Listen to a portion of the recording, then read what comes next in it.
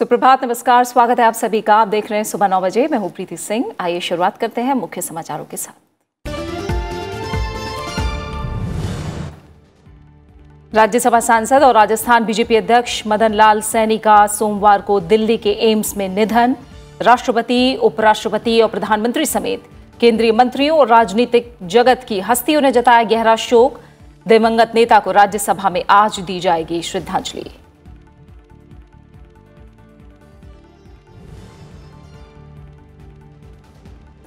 राष्ट्रपति के अभिभाषण पर धन्यवाद प्रस्ताव पर लोकसभा में चर्चा आज भी रहेगी जारी। प्रधानमंत्री नरेंद्र मोदी आज दे सकते हैं जवाब। लोकसभा में केंद्रीय मंत्री प्रताप चंद्र सारंगी और राज्यसभा में बीजेपी सांसद जेपी नड्डा ने कल पेश किया था धन्यवाद प्रस्ताव।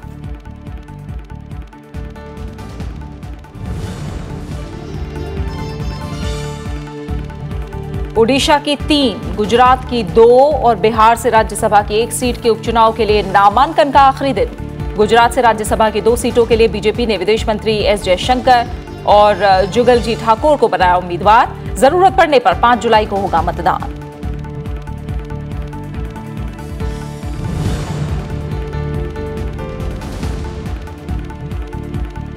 आपातकाल की 44वीं बरसी आज। उपराष्ट्रपति ने कहा, सजग विधायिका, स्वतंत्र न्यायपालिका, जवाबदेह कार्यपालिका, आजाद प्रेस और सचेत नागरिक संवैधानिक अधिकारों के संरक्षण के लिए जरूरी। युवा पीढ़ी को आपातकाल के दौरान हुए अत्याचारों से अवगत कराए जाने पर भी दिया जोर।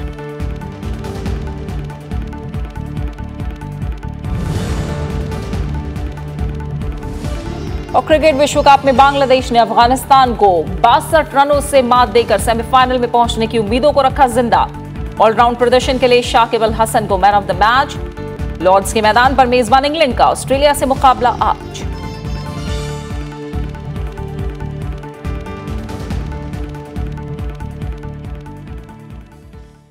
और विस्तार से खबरों पर नजर डालेंगे। भारतीय जनता पार्टी के राजस्थान प्रदेश अध्यक्ष और राज्यसभा सदस्य मदन लाल सैनी का कल निधन हो गया। वो 75 साल के थे। राष्ट्रपति, उपराष्ट्रपति और प्रधानमंत्री समेत राजनीति जगत की हस्तियों ने गहरा शोक जताया है। दिवंगत नेता को आज राज्यसभा में श्रद्धांजलि दी जाएगी। फेफड़ों में संक्रमण के चलते उन्हें पहले जयपुर के एक निजी अस्पताल में भर्ती कराया गया था। शनिवार को उन्हें एम्स में भर्ती कराया गया। हालत बिगड़ने पर उन्हें आईसीयू में ले जाया गया, जहां सोमवार शाम करीब 7 बजे उन्होंने अंतिम सांस ली। उनके निधन पर राष्ट्रपति, उपराष्ट्रपति और प्रधानमंत्री ने गहरा शोक व्यक्त किया है। मदन लाल सैनी के निधन पर शोक व्यक्त करते हुए राष्ट्रपति रामनाथ कोविंद ने कहा है कि राज्यसभा सांसद मदन लाल सैनी के अपने लंबे सार्वजनिक जीवन में हमेशा जमीनी स्तर के लोगों के प्रति समर्पित रहे। उपराष्ट्रपति एम वेंकैया नायडू बीती रात एम्स पहुंचे और मदन लाल सैनी को भावभीनी श्रद्धांजलि दी। उपराष्ट्रपति एम वेंकैया नायडू ने मदन लाल सैनी के निधन पर शोक व्यक्त करते हुए कहा कि राज्यसभा सदस्य मदन लाल सैनी के आकस्मिक निधन से वो दुखी हैं। सांसद, विधायक और राजस्थान में बीजेपी प्रदेश अध्यक्ष के रूप में अपने व्यापक सार्वजनिक जीवन में उन्होंने गरिमा के साथ काम किया। उपराष्ट्रपति ने उनके परिवार और समर्थकों के प्रति संवेदना जताई है। मदन लाल सैनी अप्रैल 2018 में राज्यसभा सांसद चुने गए थे। पिछले साल ही वो राजस्थान बीजेपी इकाई के अध्यक्ष बनाए गए थे। मदन लाल सैनी का जन्म 13 जुलाई 1943 को हुआ था। वो उदयपुर वाटी विधानसभा से विधायक भी रहे। मदन लाल सैनी अखिल भारतीय मजदूर संघ और भारतीय किसान मोर्चा में भी कई पदों पर रहे।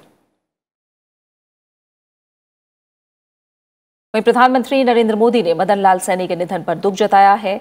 उन्होंने ट्वीट किया कि मदन लाल सैनी जी का निधन बीजेपी परिवार के लिए एक बड़ी क्षति है। उन्होंने राजस्थान में पार्टी को मजबूत बनाने में योगदान दिया। उन्हें उनके अच्छे व्यवहार और सामुदायिक सेवा प्रयासों के चलते व्यापक तौर पर सम्मान मिलता था। प्रधानमंत्री ने उनके परिवार के प्रति गहरी संवेदना जताई है। वहीं मदन लाल सैनी के निधन के बाद कई केंद्रीय मंत्रियों और बीजेपी के वरिष्ठ नेताओं ने एम्स पहुंचकर उन्हें श्रद्धांजलि दी।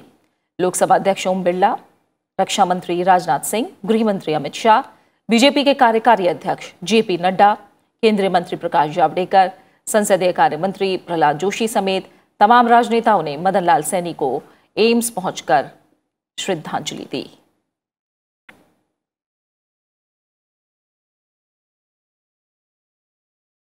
बीजेपी अध्यक्ष और केंद्रीय गृह मंत्री अमित शाह ने शोक व्यक्त करते हुए कहा है कि संगठन के विभिन्न पदों पर रहे मदन लाल सैनी एक सच्चे जनसेवक थे।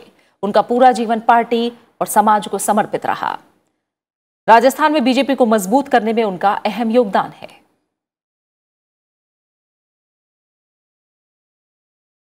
दुखद घटना है। राजस्थान से हमारे माननीय राज्यसभा सदस्य रहे हैं। लंबे समय तक उनका सामाजिक सेवाओं में बहुत बड़ा योगदान रहा है। पूरे राजस्थान को इस दुख की घड़ी में शोक व्याप्त है। वो पूरी की पूरी भारतीय जनता पार्टी के लिए एक बहुत बड़ी क्षति है। बहुत ही साधारण सरल स्वभाव के, बड़ी स्पष्ट तरीके से बातचीत करने वाले, एक ज़मीन से उठे हुए एक कार्यकर्ता, इस तरह का उनका व्यक्तित्व कि जो उनसे मिलता था उनका हो जाता था। इस सरल व्यक्तित्व का जिस तरह से उन्होंने पूरे राजस्थान की भाजपा को एक तरह से प्रेरित करके इस चुनाव में सबको एकजुट करा, वो सब याद रखेंगे। आपके व्यक्तित्व को सब याद रखेंगे। मदन लाल सैनी अप्रैल 2018 में राज्यसभा सांसद चुने गए थे। पिछले साल ही वो राजस्थान बीजेपी इकाई के अध्यक्ष बनाए गए थे। मदन लाल सैनी का जन्म 13 जुलाई 1943 को हुआ था। वो उदयपुर वाटी से विधानसभा के विधायक भी रहे। मदन लाल सैनी अखिल भारतीय मजदूर संघ और भारतीय किसान मोर्चा में भी कई पदों पर रहे।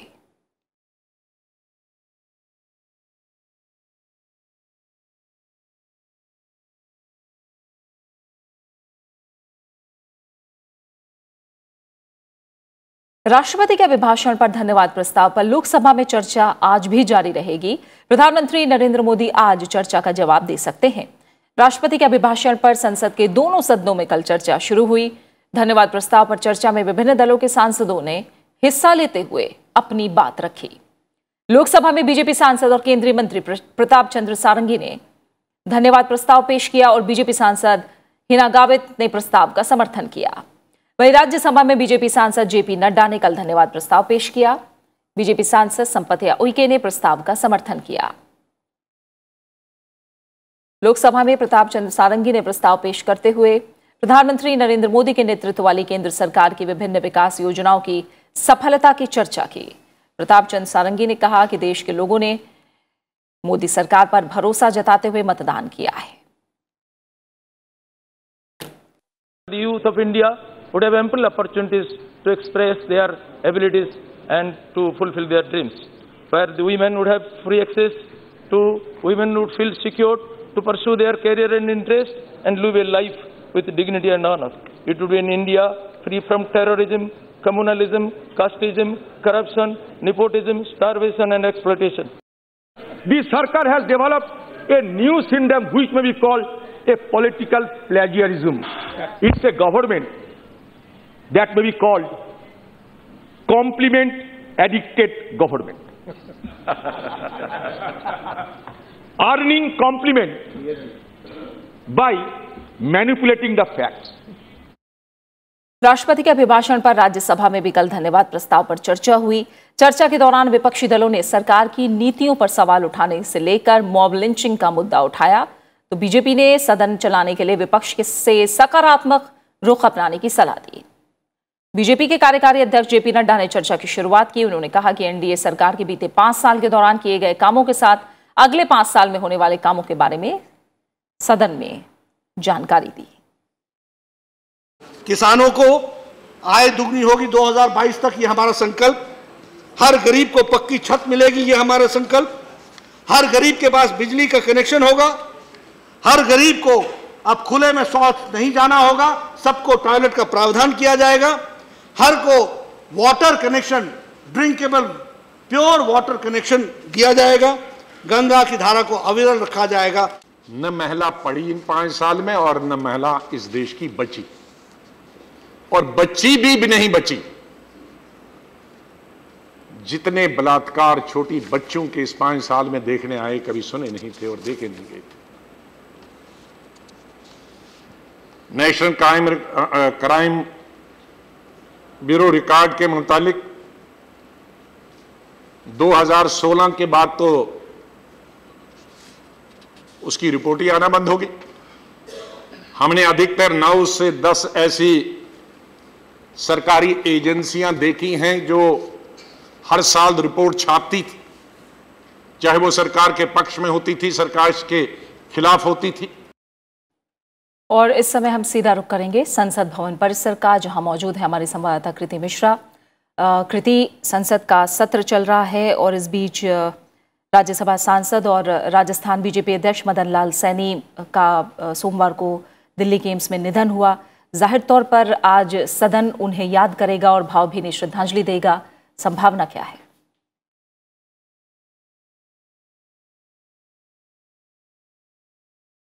जी हाँ प्रीति, देखिए अभी तक कन्वेंशन यही रहा है कि जब सत्र चल रहा होता है और कभी सिटिंग मेंबर की मृत्यु हो जाती है तो सदन श्रद्धांजलि देकर अडजर्न हो जाता है। हमने देखा कि कल लगातार किस तरह से जितनी भी पॉलिटिकल पार्टीज हैं उनके नेता आगे आकर श्रद्धांजलि दे रहे हैं। आज भी सदन में एक्सपेक्टेड है कि सदन उनको भावभीनी श्रद्धांजलि देगा और उनकी याद में आज हाउस अडजर्न होगा। प्रीति, बिल्कुल ठीक है। इसके अलावा अगर कृति बात करें तो राष्ट्रपति के अभिभाषण पर धन्यवाद प्रस्ताव पर चर्चा हो रही है और ये चर्चा लोकसभा में आज भी जारी रहेगी। कितनी संभावना है कि आज प्रधानमंत्री नरेंद्र मोदी जवाब दें? वहां क्या आसार हैं लोकसभा में?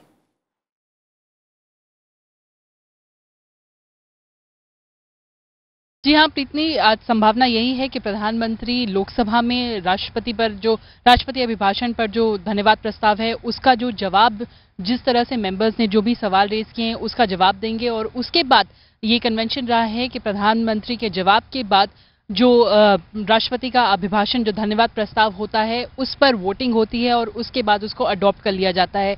तो आज यही उम्मीद है। हमने देखा कि कल किस तरह से सार्थक चर्चा रही, चाहे पक्ष हो विपक्ष हो। विपक्ष ने सरकार की कई नीतियों पर सवाल उठाए, वहीं सरकार ने और बीजेपी ने लगातार ये कहा कि सरकार प्रतिबद्ध है सबका साथ सबका विकास के लिए। तो आज यही उम्मीद है कि जितने भी एप्रीहेंशंस या सवाल जो विपक्ष ने उठाए थे उन सब का जवाब प्रधानमंत्री देंगे और इसके बाद इसको अडॉप्ट कर लिया जाएगा। बिल्कुल, बहुत बहुत शुक्रिया कृति आपका इस जानकारी को फिलहाल हम तक पहुंचाने के लिए। वहीं ओडिशा की 3, गुजरात की 2 और बिहार से राज्यसभा की 1 सीट के उपचुनाव के लिए आज नामांकन का आखिरी दिन है। 26 जून को नामांकन पत्रों की जांच और 28 जून तक नाम वापस लिए जा सकेंगे। 5 जुलाई को राज्यों की विधानसभाओं में मतदान होगा। सुबह 9 बजे से शाम 4 बजे तक वोट डाले जा सकेंगे। बिहार की 1 सीट राज्यसभा सांसद रविशंकर प्रसाद के लोकसभा के लिए निर्वाचित होने के कारण खाली हुई है। वहीं गुजरात की 2 सीटें बीजेपी अध्यक्ष अमित शाह और केंद्रीय मंत्री स्मृति ईरानी के 17वीं लोकसभा के लिए चुने जाने के कारण रिक्त हो गई हैं। इस बीच गुजरात की 2 सीटों के अलग अलग उपचुनाव के निर्वाचन आयोग के फैसले को चुनौती देने वाली कांग्रेस की याचिका पर आज सुप्रीम कोर्ट में सुनवाई होनी है।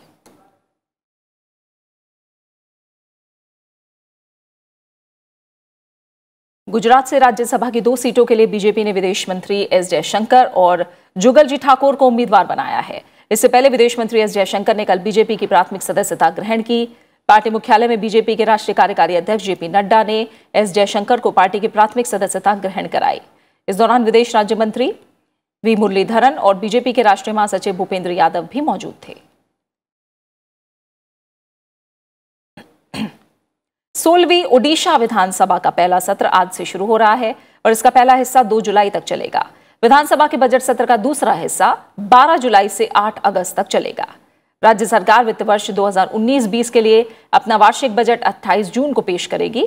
बीजेपी 16वीं विधानसभा में पहली बार सदन में मुख्य विपक्षी पार्टी की भूमिका निभाएगी। पार्टी के विधायक प्रदीप कुमार नायक को ओडिशा विधानसभा में बीजेपी विधायक दल का नेता मनोनीत किया गया है। उत्तराखंड विधानसभा का 2 दिन का सत्र सोमवार से शुरू हो गया। सत्र के पहले दिन सदन में दिवंगत कैबिनेट मंत्री प्रकाश पंत को श्रद्धांजलि दी गई। सत्र के लिए विधायकों की ओर से इस बार 721 सवाल लगाए गए हैं।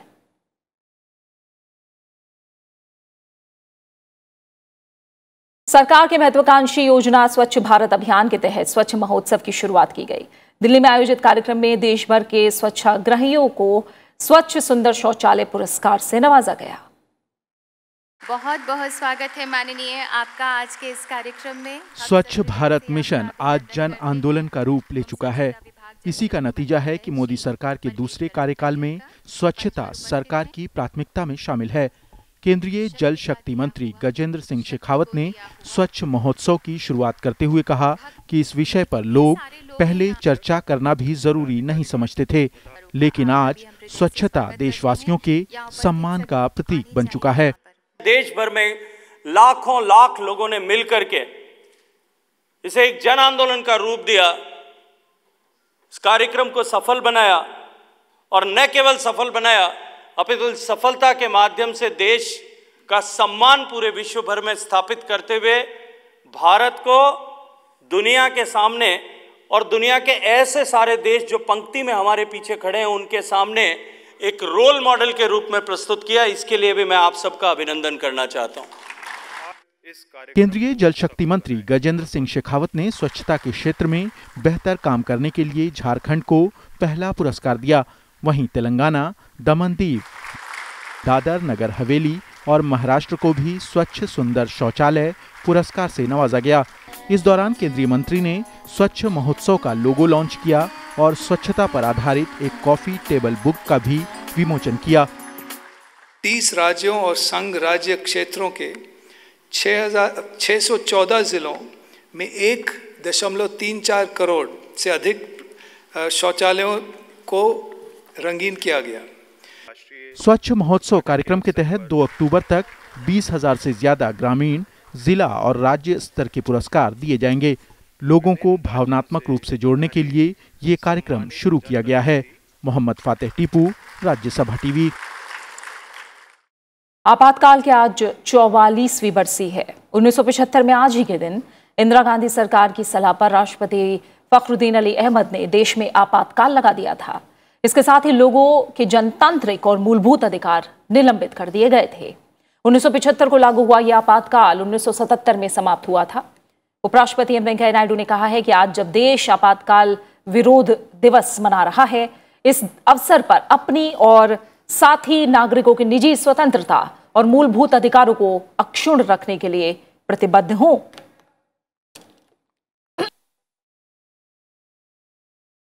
उन्होंने ट्वीट किया कि आज की युवा पीढ़ी को आपातकाल के उन काले दिनों और उस दौरान हुए अत्याचारों से अवगत कराया जाना चाहिए, जिससे वो हमारी आजादी, लोकतंत्र और नागरिक अधिकारों की रक्षा के प्रति सचेत रहें। सजग विधायिका, स्वतंत्र न्यायपालिका, जवाबदेह कार्यपालिका, आजाद प्रेस और सचेत सक्रिय नागरिक हमारे संवैधानिक अधिकारों के संरक्षण के लिए आवश्यक हैं।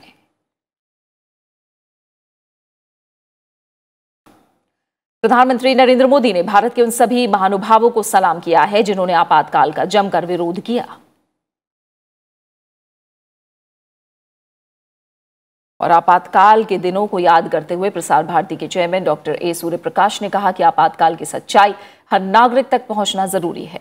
आपातकाल भारतीय लोकतंत्र का सबसे अंधकारमय युग विषय पर आयोजित चर्चा में हिस्सा लेते हुए कल उन्होंने ये बात कही। राजधानी दिल्ली में विवेकानंद इंटरनेशनल फाउंडेशन में आपातकाल के दिनों की याद में कार्यक्रम का आयोजन किया गया।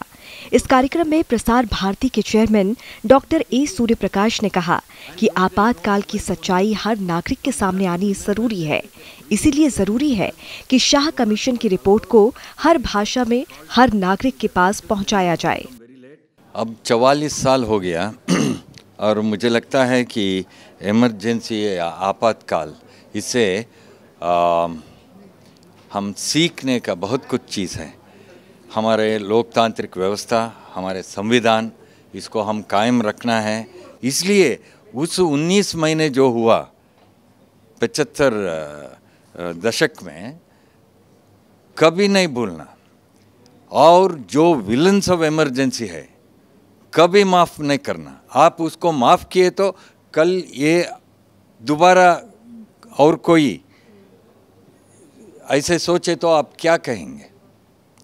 ठीक है, तो वो पीढ़ी जो है, जो वो अनुभव किया है, और अगले पीढ़ी जो है, सब हम सोचना चाहिए। इसलिए शाह कमीशन रिपोर्ट जो है उसको अब दोबारा हम रीप्रिंट करना चाहिए, हर एक भाषा में होना चाहिए, और हर एक कॉलेज में कॉलेज स्टूडेंट्स जो है वो उसको पढ़ने के लिए हम वो करिकुलम में लाना चाहिए। ये बहुत जरूरी। आपातकाल भारतीय लोकतंत्र का सबसे अंधकारमय युग विषय पर आयोजित चर्चा में हिस्सा लेते हुए विवेकानंद इंटरनेशनल फाउंडेशन के चेयरमैन एस गुरुमूर्ति ने कहा कि आपातकाल की लड़ाई हर नागरिक ने लड़ी है। नागरिकों के मौलिक अधिकार स्थगित करने के साथ ही इंदिरा गांधी ने मीडिया पर भी प्रतिबंध लगा दिया था, जहां वो संसद से जुड़ी कार्यवाही भी छाप नहीं सकती थी। So we must understand that all this we must educate the people on. It is not vote-based democracy. It is culturally we are ingrained in the democratic spirit, and that is what made the ordinary Indian fight emergency. Not the man who had read the Constitution, who knew the Supreme Court, or who knew how the Parliament functions, or who even read the newspaper. It is not that man who fought and won against the dictatorship which was imposed in 1975. But it is the ordinary Indian. The credit goes to him. इस मौके पर S Gurumurthy की ओर से लिखी गई किताब policy initiatives of new government का विमोचन किया गया। अनु दीवान, राज्यसभा टीवी। और अब खबर बजट से जुड़ी खास कवरेज की।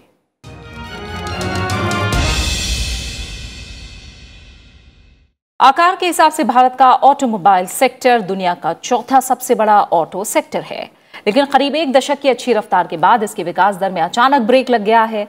अब जब नरेंद्र मोदी सरकार साल 2019 के लिए पूरा बजट लाने की तैयारी कर रही है, इस सेक्टर को सरकार से काफी उम्मीदें हैं।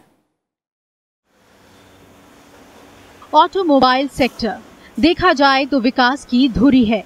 इस सेक्टर से प्रत्यक्ष और अप्रत्यक्ष रूप से देश में करीब 3 करोड़ 20 लाख लोगों को रोजगार मिला हुआ है, लेकिन पिछले कुछ दिनों से ऑटो सेक्टर की रफ्तार पर ब्रेक लग गया है। इस साल मई के महीने में तो यात्री वाहनों की बिक्री में 20.6% की गिरावट देखने को मिली।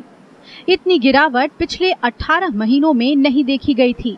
घटती मांग के चलते कई कंपनियों को अपने उत्पादन में कटौती भी करनी पड़ी। अब ऑटो सेक्टर की कंपनियों की मांग है कि सभी तरह के वाहनों पर लगने वाले जीएसटी को 28% से कम करके 18% किया जाए। As we go along next year, we are also facing the prospect of moving to the BS6 emission norms. There are new safety norms coming up, which is going to raise the cost of vehicles even further. So at this point of time, I think the industry feels the pinch of being classified in the top bracket of 28% of GST. So we feel that at this point of time, the government needs to come out and support the industry very urgently. Automobile उद्योग की मांग है कि घरेलू कंपनियों को बढ़ावा दिया जाए, जिसके लिए पूरी तरह से तैयार वाहनों के निर्यात पर लगने वाली ड्यूटी को 25% से बढ़ाकर 40% किया जाए। India is real, and specifically on the auto sector, India has become the hub of small car manufacturing. It has become the hub for three-wheeler manufacturing, and definitely a hub for two-wheelers and commercial vehicles. But what is important is a long-term thought-out policy for automotive. We have often seen a lot of statements coming out of various wings of the government which unsettle the auto industry and which therefore discourage a long-term investment policy for the auto sector. भारतीय auto और उनसे जुड़े हुए अन्य manufacturing उद्योग का आकार साल 2026 तक बढ़कर $251 बिलियन का हो जाएगा। इस उद्योग को स्किल्ड लेबर और शोध और अनुसंधान की हमेशा जरूरत रहती है, लेकिन साथ ही ये बड़े पैमाने पर निवेश भी आकर्षित करती है और सबसे बड़ी बात कि ये रोजगार के मौके पैदा करती है। जब अर्थव्यवस्था में ऑटो उद्योग का इतना बड़ा योगदान है, तो आशा की जा सकती है कि सरकार इस क्षेत्र को नजरअंदाज नहीं करेगी। कृति मिश्रा, राज्यसभा टीवी। और बात कुछ अहम अंतर्राष्ट्रीय खबरों की। अमेरिकी विदेश मंत्री माइक पॉम्पियो भारत अमेरिकी रिश्तों पर चर्चा के लिए आज दिल्ली आएंगे। माइक पॉम्पियो विदेश मंत्री एस जयशंकर और राष्ट्रीय सुरक्षा सलाहकार अजीत डोभाल से बुधवार को मिलेंगे। वो प्रधानमंत्री नरेंद्र मोदी से मिलकर उन्हें अमेरिकी राष्ट्रपति डोनाल्ड ट्रंप का संदेश सौंपेंगे। अमेरिकी विदेश मंत्री की यात्रा के दौरान ओसाका G20 शिखर सम्मेलन के वक्त प्रधानमंत्री नरेंद्र मोदी और अमेरिकी राष्ट्रपति डोनाल्ड ट्रंप के बीच होने वाली बैठक के मुद्दे भी तय किए जाएंगे। खासकर दोनों देशों के बीच व्यापार बढ़ाने, रक्षा क्षेत्र में सहयोग में इजाफा करने, एशिया प्रशांत की रणनीति पर विचार करने और क्वाड यानी भारत, अमेरिका, ऑस्ट्रेलिया और जापान के अनौपचारिक गठबंधन के आगे की रणनीति तय करने की बातें शामिल होंगी।